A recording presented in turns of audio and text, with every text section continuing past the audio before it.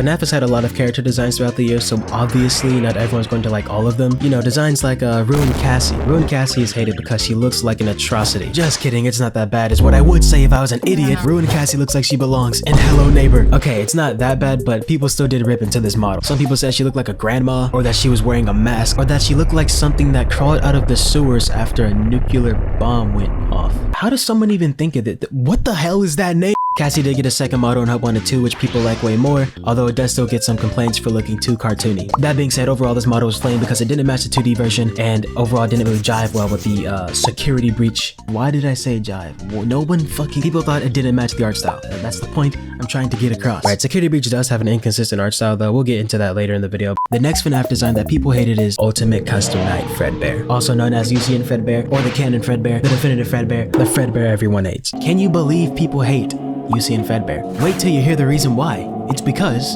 he looks like Golden Freddy. One problem. There's just one issue with that. Fredbear's Golden Freddy. Like what? Can you believe people debate this? This has been the case officially since FNAF 3. Anyways, this design of Fredbear has a lot of cope. People make so many excuses to try to say this isn't the actual Fredbear. People bring up head shapes, fingers, even bow tie colors because they switched from black to purple.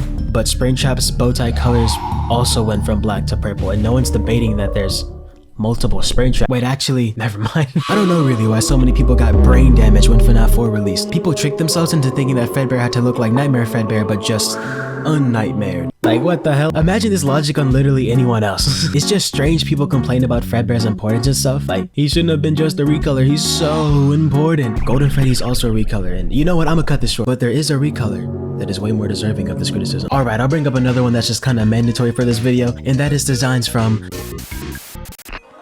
Welcome to Freddy Fazbear's Pizzeria, where fantasy and fun come to life. Hit it, guys. When the first trailer dropped, it was pretty hard not to mention those red eyes that Blumhouse gave the animatronics. So since you know the point of this video, you can guess. People did not like it. People made jokes that they looked high. Some people made some really dramatic paragraphs. This blew up so much there were TikToks and YouTube shorts, and it even blew up in places that weren't even connected to FNAF. There was also a mini revolution of people begging Blumhouse to change the red eyes because people thought this was bad as Sonic, I guess. I remember my friend showed me this TikTok with a straight face, and it's like, actually, he's probably one of the likes on it. Fast forward a little bit though, the second trailer released and the eyes were orange instead of red. People were celebrating since they thought Blumhouse listened, but in reality they just used different shots, which a few people actually predicted. Of course, with all things like this though, once the eyes were fixed, some humans spawned in saying that I think I actually like the red eyes. Yeah, okay, sure. People were dramatic, but I kinda get it, I guess, because this was going to be the FNAF movie and people just wanted it done a certain way. It also doesn't help that both sides of the arguments had brain damage. FNAF has some of the worst lawyers out there because the defenses for these eyes were terrible. Red eyes were brought up from other things that did not look the same. Like, come on, man. Whatever, it's passes now. There's a little bit of similar criticism when the FNAF 2 trailers came out, but it didn't blow up like it originally did. These next ones didn't have full-blown hate, but it was still divisive. This is when it came down to the official remakes. You know, these ones from...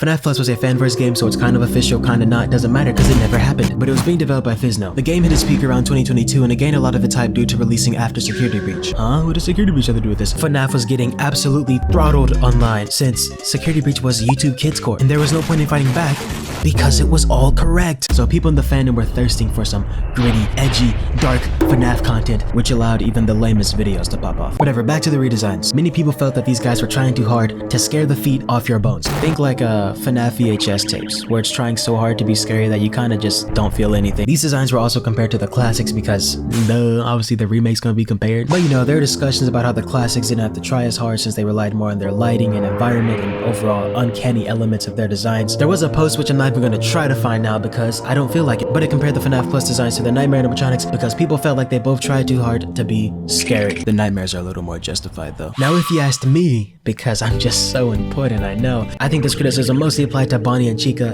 Big emphasis on Chica because it looked like even in the daytime she looks ugly, and not in a scary way, but like she looks like a mistake. Alright, whatever. Anyways, the very next design is the one that I'm sure everyone has expected because it's the one everyone whines about like every year, but it is one of the most hated FNAF designs, so I'm gonna talk about it anyways, even though I don't really care to do it. And if it wasn't obvious enough, the next design is from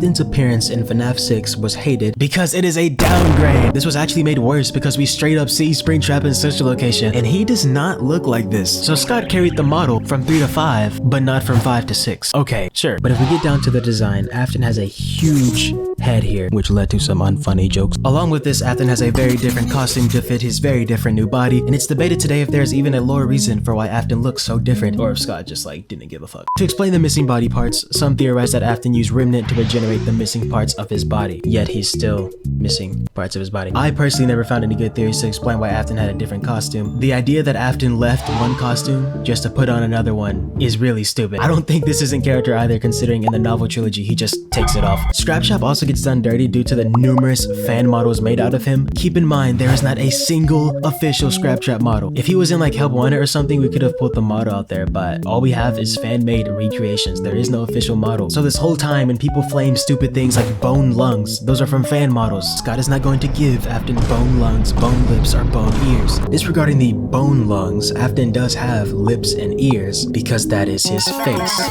Back in 2017, people thought this was his actual skeleton.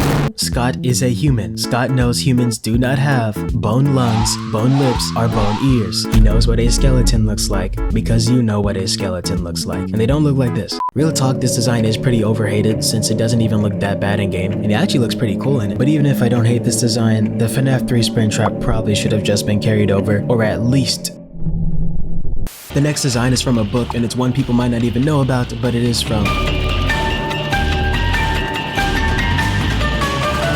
This next design appeared in a novel trilogy book set that released on August 28th of 2018, and it came with the poster, which included the main characters and villains from the series. This whole poster had aspects that were flamed, but the main focus here was Baby, and this was a divisive design for a few reasons. 1, her face, and 2, people just didn't like the artist, and 3, there are complaints that Baby was over-sexualized, probably because if you saw Game Baby and then this one, you'd be like, why does she look like that? But there are also complaints she looked not enough like a robot and too much like someone cosplaying. But what is Baby supposed to look like? Was all of this hate valid or not? Well, in the books, Baby is described to be human-sized and modeled off of a woman. Everything else is basically the same as Game Baby, like the red and white and the pigtails and stuff, that's the same. Along with this, when the characters actually talk about her, she is described to look closer to a mannequin or a doll. But this was not the only fourth closet Baby design. There are actually 3. The very next one was in the graphic novel adaptation. This one seems to be far more loved because I see this version as people's profile picture all the time. I mean, it makes sense though, it is just better. That said, I do still see some complaints like, I mean, look at what this guy's saying. Complaints that Baby looks human are kind of unavoidable since it is just says she's modeled off of a woman, like that's kind of always just gonna happen. The third and most accurate design was in a coloring book, except no one knows this exists because it's in a coloring book. These are both photos, by the way, because there's no proper scan, so if you were wondering why they look like photos, it's because they're photos.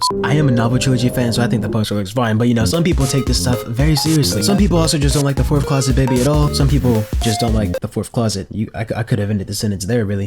Heading towards the end here, the final designs were from